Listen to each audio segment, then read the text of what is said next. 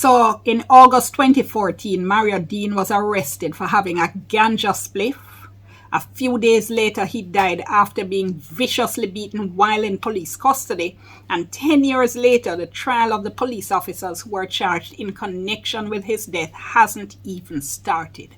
What's happening? I'm Dionne Jackson Miller. We're back courtside. Thank you so much for joining me. Stay tuned.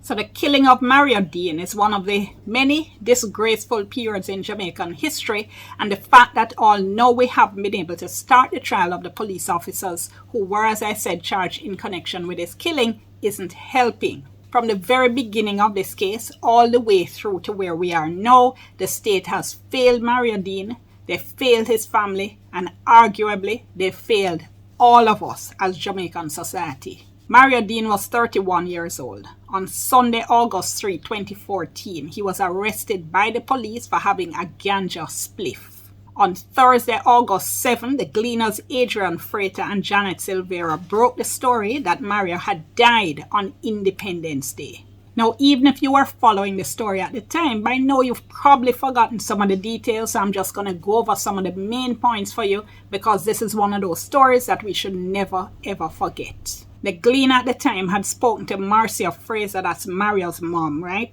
And she told them that he had a terrible chop over his left eye, one on the top of his head, a mark on his left arm, a bruise under his chin. She said his face was swollen, his eyes were swollen so you couldn't even see his eyelashes, and his head was twice the size it was before he was beaten. Ms. Fraser also told the Gleaner that when the police took him to the hospital, they told the doctors that he had fallen off a bunk bed, but they told the family he had been beaten by his cellmates. According to Ms. Fraser, it was about 10:30 the Sunday morning that she got a call from her son, that's Mario, that the police had arrested him for a ganja spliff and he was at the Barnett Street police station, and he asked his mother to tell a friend to go down there and bail him. Shortly after midday, his friend, Castell Mackenzie, went to the Barnett Street police station in Montego Bay with the documents, ready to bail him, right?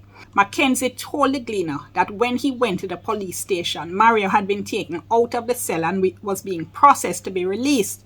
While they were talking, Mario said he didn't like the police, and the one police who was dealing with the documents said she didn't like what he said, gave Mackenzie back the bail papers and said she was going to keep him locked up for an additional 2 hours, so he should come back at 5 p.m. Mackenzie said instead of waiting till 5 p.m., he went back at 3, and when he got there, he was told that Mario Deane had been taken to the Cornwall Regional Hospital. Knowing he had left him just 2 hours earlier in perfectly good health, he said he was perplexed and he started to ask what had happened. He said the police told him that Mario had been beaten up by other prisoners. But he said when he went to the hospital and saw him, he said it was clear his injuries didn't come from punches.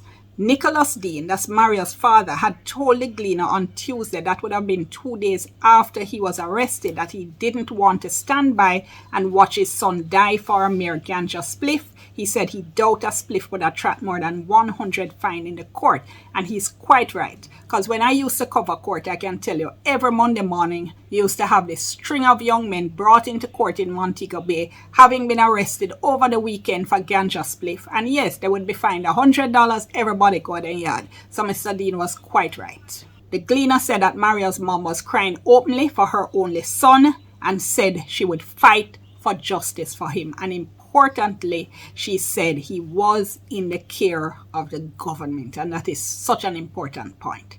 Now, an autopsy took place about a month later, and the pathologist said based on the severity of the injuries that he saw, Mario could never have survived what must have been a vicious beating that he received while in custody at the Barnett Street police station.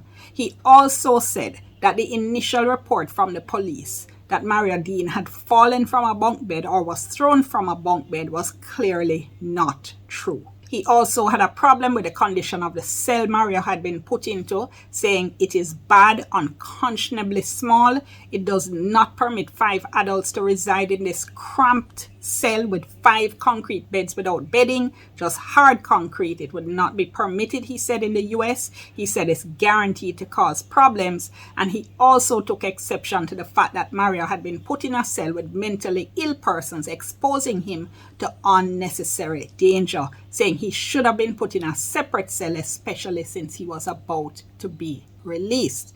Now, I should tell you, you hear this, and if anybody remembers the Agana Barrett situation, you flash right back to that. Agana Barrett was a man who years ago suffocated in a cell at the Constant Spring lockup, right? And another time I do a whole thing about Agana Barrett, because that's another story that we should never ever forget. But another time for that.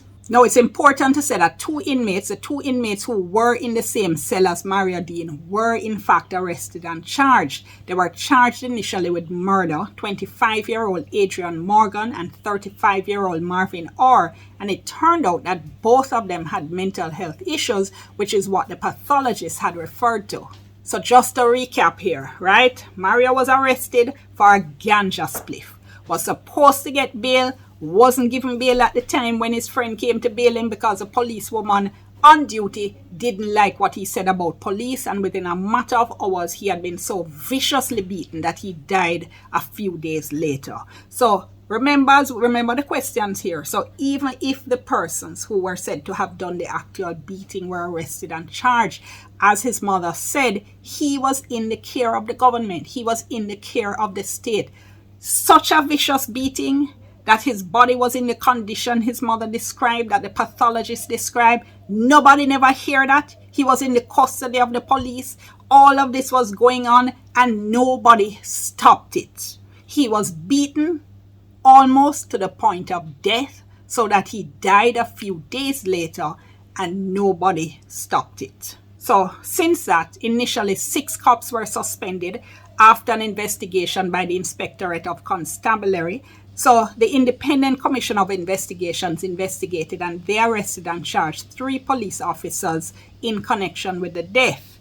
They charged Woman Corporal Elaine Stewart, District Constable Marlon Grant, Woman Constable Juliana Clevon. Woman Constable Elaine Stewart had been acting as sub-officer in charge of the lockups. District Constable Grant and Woman District Constable Clevon were acting as cell guards. They were all charged with manslaughter, attempting to pervert the course of justice, and misconduct in a public office. Now, the 2 inmates who had initially been charged with the murder of Mario Deane in July 2020 pleaded guilty to manslaughter, and they were then released. They had been sentenced to 5 years and 6 months, and after they pleaded guilty and they were sentenced, they were released, because by that time they had been in custody for nearly 6 years, so they had effectively served their sentence. But 4 years after that, and 10 years after Mario Deane's killing, the trial of the 3 police officers hasn't started yet. It's been rescheduled more than 10 times since they first appeared in court in 2018.